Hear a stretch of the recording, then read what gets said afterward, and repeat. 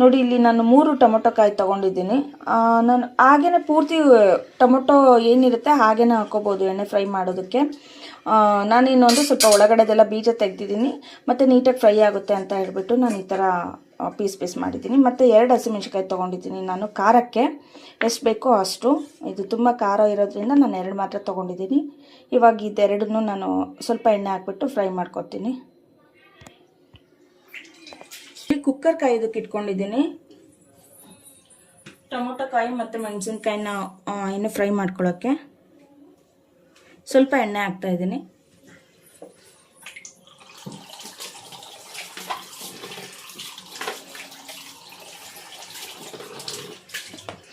ಇದು ಲೈಟಾಗಿ ಬಿಸಿ ಆಗ್ತಿದ್ದಂಗೆ ಇದನ್ನು ಹಾಕ್ತಾ ಇದ್ದೀನಿ. ಟೊಮೊಟೊ ಕಾಯಿ ಮತ್ತು ಹಸಿಮೆಣಸಿನ್ಕಾಯಿ ಹಾಕ್ತಾ ಇದ್ದೀನಿ. ನೀಟಾಗಿ ಎಣ್ಣೆನಲ್ಲಿ ಸ್ವಲ್ಪ ಅರ್ಧದಷ್ಟು ಫ್ರೈ ಆಗೋ ಥರ ನಾವು ಮಾಡ್ಕೋಬೇಕು. ನಾನಿದು ಕುಕ್ಕರಲ್ಲೇ ಮಾಡ್ಕೊತಾ ಇದ್ದೀನಿ. ಇದು ಏನು ಟೊಮೊಟೊ ಮತ್ತು ಅವರೆಬೇಳೆ ಇನ್ನೂ ಚಟ್ನಿನ, ಹಾಗಾಗಿ ನಾನು ಕುಕ್ಕರಲ್ಲೇ ಫ್ರೈ ಮಾಡ್ಕೊತಾ ಇದ್ದೀನಿ. ಮತ್ತು ಫ್ರೈ ಮಾಡ್ಕೊಳ್ಳೋಕ್ಕೊಂದು ಪಾತ್ರೆ, ಆಮೇಲೆ ಸಾಂಬಾರು ಥರ ಅದು ಮಾಡೋದಕ್ಕೊಂದು ಪಾತ್ರೆ ಏನಕ್ಕೆ ಅಂತ ಹೇಳಿ ಇದರಲ್ಲೇ ಫ್ರೈ ಮಾಡ್ತಾ ಇದ್ದೀನಿ.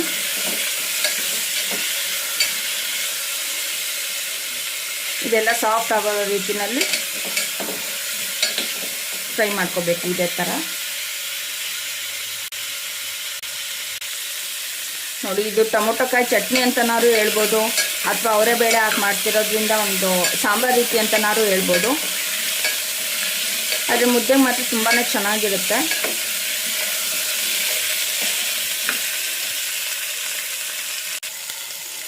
ನೋಡಿ, ಇದಾಗಿದೆ.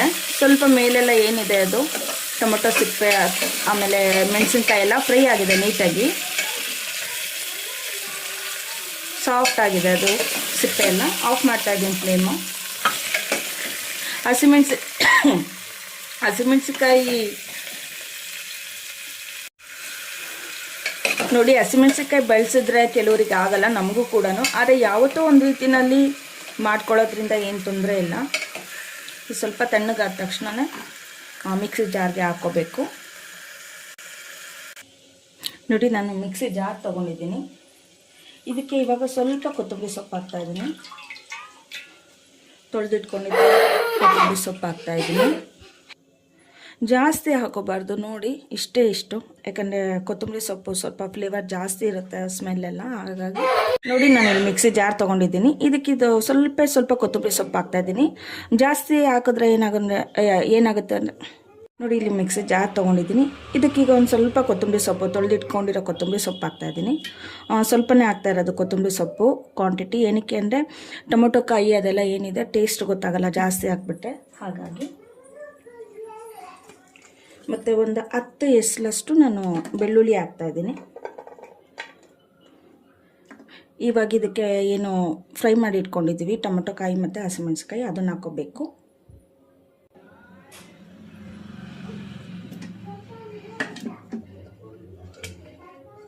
ನೋಡಿ, ನಾವು ಹಸಿಮೆಣಸಿನ್ಕಾಯಿನ ಎಣ್ಣೆನಲ್ಲಿ ಸ್ವಲ್ಪ ಫ್ರೈ ಮಾಡಿರೋದ್ರಿಂದ ಗ್ಯಾಸ್ಟ್ರಿಕ್ ಕೂಡ ಆಗೋ ಅಷ್ಟು ಚಾನ್ಸಸ್ ಇರೋದಿಲ್ಲ. ಯಾಕಂದರೆ ಹಸಿಮೆಣಸಿನ್ಕಾಯಿ ಹಸಿಯಾಗೇ ಬಳಸೋದ್ರಿಂದ ಸ್ವಲ್ಪ ಗ್ಯಾಸ್ಟ್ರಿಕ್ ಆಗುತ್ತೆ. ಹಾಗಾಗಿ ಇದನ್ನ ಈಗ ತರ್ತರಿಯಾಗಿ ರುಬ್ಕೋಬೇಕು ನಾವು. ತುಂಬ ನೈಸಾಗಿ ರುಬ್ಕೊಂಡ್ರೆ ಏನಾಗುತ್ತೆ, ಒಂಥರ ಸಾಂಬಾರು ರೀತಿಯಲ್ಲಿ ತಿಳಿ ಆಗಿಬಿಡುತ್ತೆ. ಹಾಗಾಗಿ ಸ್ವಲ್ಪ ತರ್ತರಿಯಾಗಿ ರುಬ್ಕೊಂಡ್ರೆ ಸ್ವಲ್ಪ ಗಟ್ಟಿ ಇರುತ್ತೆ. ನೋಡಿ, ಇದು ರುಬ್ಕೊಂಡಿದ್ದೀನಿ. ಈ ರೀತಿ ಸ್ವಲ್ಪ ತರ್ತರಿಯಾಗಿನ ರುಬ್ಕೋಬೇಕು. ಇವಾಗ ಇದನ್ನು ಒಗ್ಗರಣೆ ಮಾಡ್ಕೊಳ್ಳೋಣ. ನೋಡಿ, ನಾನಿಲ್ಲಿ ಅವರೆಬೇಳೆ ಒಂದು 1/4 kg ಅವರೆಬೇಳೆ ತೊಗೊಂಡಿದ್ದೀನಿ. ಅಂದರೆ ಇದು 1 ಟೈಮ್ ಮಾಡ್ಕೊಳ್ಳೋದಕ್ಕೆ ಎಷ್ಟು ಬೇಕು ಕ್ವಾಂಟಿಟಿ ಅಷ್ಟು ನಾನು. ಟೊಮೊಟೊ ಕಾಯಿ ಕೂಡ ಅಷ್ಟೇ, ಜಾಸ್ತಿ ಬೇಕು ಅಂದರೆ ಇನ್ನೂ ಜಾಸ್ತಿ ಹಾಕ್ಕೋಬೋದು. ಮತ್ತು ನೋಡಿ, ಒಗ್ಗರಣೆಗೆ ನಾನಿಲ್ಲಿ ಈರುಳ್ಳಿ ಮತ್ತು ಕರಿಬೇವು ತೊಗೊಂಡಿದ್ದೀನಿ. ಸಾಸಿವೆ ಜೀರಿಗೆ ಅದು ಕೂಡ ಹಾಕೋಬೋದು, ನಾನು ಸಾಸಿವೆ ಅಷ್ಟೇ ಬಳಸ್ತೀನಿ. ನಾನಿಲ್ಲಿ ಸಾಂಬಾರು ಈರುಳ್ಳಿ ತೊಗೊಂಡಿದ್ದೀನಿ. ಏನಕ್ಕೆ ಅಂದರೆ ಟೇಸ್ಟ್ ಚೆನ್ನಾಗಿರುತ್ತೆ, ಹಾಗಾಗಿ. ಈಗ ಇನ್ನು ಟೊಮೊಟೊ ಹಸಿಮೆಣಸಿನ್ಕಾಯಿ ಫ್ರೈ ಮಾಡಿದ್ವಿ, ಅದೇ ಕುಕ್ಕರಲ್ಲೇ ಒಗ್ಗರಣೆ ಮಾಡೋಣ. ನೋಡಿ, ಕುಕ್ಕರ್ ಕಾಯೋದಕ್ಕೆ ಇಟ್ಕೊಂಡಿದ್ದೀನಿ. ಅದಕ್ಕೆ ಸ್ವಲ್ಪ ಎಣ್ಣೆ ಹಾಕ್ತಾಯಿದ್ದೀನಿ, ಒಗ್ಗರಣೆಗೆ ಬೇಕಿರೋಷ್ಟು. ಇದನ್ನು ಮಾಮೂಲಿಯಾಗಿ ಪಾತ್ರೆನಲ್ಲೇ ಮಾಡ್ಕೋಬೋದು, ಏನಕ್ಕೆ ಅಂತ ಅಂದರೆ ಟೊಮೊಟೊ ಕಾಯೆಲ್ಲ ಆಲ್ರೆಡಿ ಫ್ರೈ ಆಗಿರುತ್ತೆ, ಕುಕ್ಕರ್ಗೆ ಹಾಕೋ ಅವಶ್ಯಕತೆ ಇಲ್ಲ. ಬಟ್ ಏನು ಅಂದರೆ ನಾನಿಲ್ಲಿ ಅವರೇ ಬೇಳೆ ಬಳಸ್ತಿರೋದ್ರಿಂದ ಅದು ಪಾತ್ರೆನಲ್ಲಿ ಹಾಕಿದ್ರೆ ಬೇಯೋದಕ್ಕೆ ತುಂಬ ಟೈಮ್ ಹಿಡಿಯುತ್ತೆ ಅಂತೇಳಿ ಕುಕ್ಕರ್ಗೆ ಹಾಕ್ತಾ ಇರೋದಷ್ಟೇ.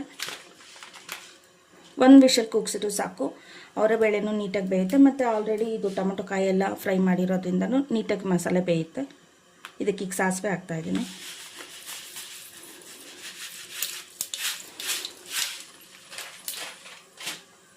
ಬೇಕಿರೋರು ಜೀರಿಗೆ ಕೂಡ ಹಾಕೋಬೋದು, ರುಬ್ಬೋದಕ್ಕೂ ಹಾಕೋಬೋದು ಜೀರಿಗೆ. ಅವಾಗ ಏನು ಅನಿಸುತ್ತೆ ಅಂದರೆ ಪೂರ್ತಿ ಅದು ಚಟ್ನಿ ಥರನೇ ಅನಿಸ್ಬಿಡುತ್ತೆ, ಹಾಗಾಗಿ ನಾನು ಹಾಕಿಲ್ಲ.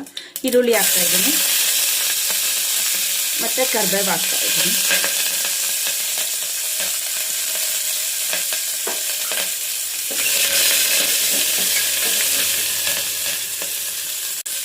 ಇದಕ್ಕೀಗ ಅವರೇ ಬೇಳೆ ಹಾಕ್ತಾಯಿದ್ದೀನಿ. ಅವರೇ ಕಾಳು ಕೂಡ ಯೂಸ್ ಮಾಡ್ಬೋದು. ಇಲ್ಲಿ ನಾನು ಇಸ್ಕಿದ ಅವರೇ ಬೇಳೆ ಚೆನ್ನಾಗಿರುತ್ತೆ ಅಂತ ನಾನು ಅವರೇ ಬೇಳೆ ಹಾಕ್ತಾಯಿದ್ದೀನಿ ಅಷ್ಟೇ. ಇಲ್ಲಿ ನೋಡಿ, 1-2 ನಿಮಿಷ ಅಷ್ಟೇ ಈ ಥರ ಒಗ್ಗರಣೆನಲ್ಲಿ ಮಾಡ್ಕೋಬೇಕು. ಇವಾಗ ಇದಕ್ಕೆ ಏನು ಪೇಸ್ಟ್ ಮಾಡಿ ಇಟ್ಕೊಂಡಿದ್ವಿ, ಟೊಮೊಟೊ ಮತ್ತು ಹಸಿಮೆಣಸಿಕಾಯಿ ಕೊತ್ತಂಬರಿ, ಇದು ಪೇಸ್ಟ್ ಹಾಕ್ತಾಯಿದ್ದೀನಿ.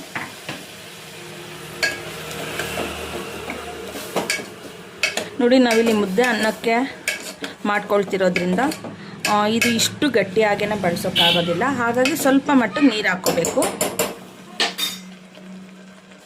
ನೋಡಿ, ನಾನಿಲ್ಲಿ ಮಿಕ್ಸಿ ಜಾರ್ಗೆ ಸ್ವಲ್ಪ ನೀರು ಹಾಕ್ಕೊಂಡು ಹಾಕ್ಕೊಳ್ತಾ ಇದ್ದೀನಿ. ಮಿಕ್ಸಿ ಜಾರಲ್ಲಿ ಇದ್ದಿದ್ದೆಲ್ಲ ಆ ಮಸಾಲೆ ಇರಲಿ ಅಂತ. ಮುದ್ದೆ ಅನ್ನಕ್ಕೆ ಬರೋ ರೀತಿಯಲ್ಲಿ ನೀರು ಎಷ್ಟು ಹಾಕಬೇಕು ನೋಡಿಕೊಂಡು ಹಾಕ್ಕೊಳ್ಳಿ.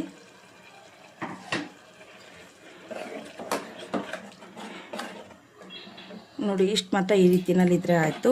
ಮುದ್ದೆ ಅನ್ನ ಎರಡಕ್ಕೂ ಬರುತ್ತೆ. ಇವಾಗ ಇದಕ್ಕೆ ಉಪ್ಪು ಹಾಕ್ತಾಯಿದ್ದೀನಿ.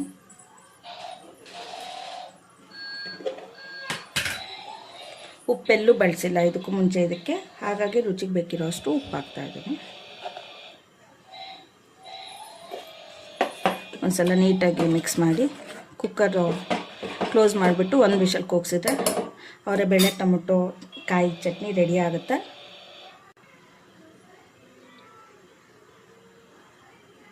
ಚಟ್ನಿ ಅಂತ ನಾವು ಹೇಳ್ಬೋದು, ಸಾಂಬಾರು ಅಂತ ನಾವು ಹೇಳ್ಬೋದು.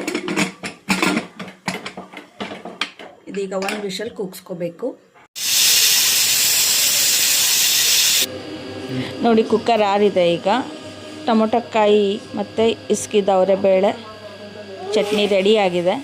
ಮುದ್ದೆ ಮತ್ತು ಅನ್ನಕ್ಕೆ ತುಂಬ ಅಂದರೆ ತುಂಬಾ ಚೆನ್ನಾಗಿರುತ್ತೆ. ಚಳಿ ಟೈಮಲ್ಲಂತೂ ಖಾರವಾಗಿ ಊಟ ತುಂಬ ರುಚಿ ಅನಿಸುತ್ತೆ. ಈ ಥರ ಮಾಡ್ಕೊಂಡು ಒಂದ್ಸಲ ಟ್ರೈ ಮಾಡಿ, ತುಂಬ ಅಂದರೆ ತುಂಬ ಟೇಸ್ಟಾಗಿರುತ್ತೆ. ಹಾಗೆ ಯಾರೆಲ್ಲ ನನ್ನ ಚಾನಲ್ಗೆ ಸಬ್ಸ್ಕ್ರೈಬ್ ಮಾಡ್ಕೊಂಡಿಲ್ಲ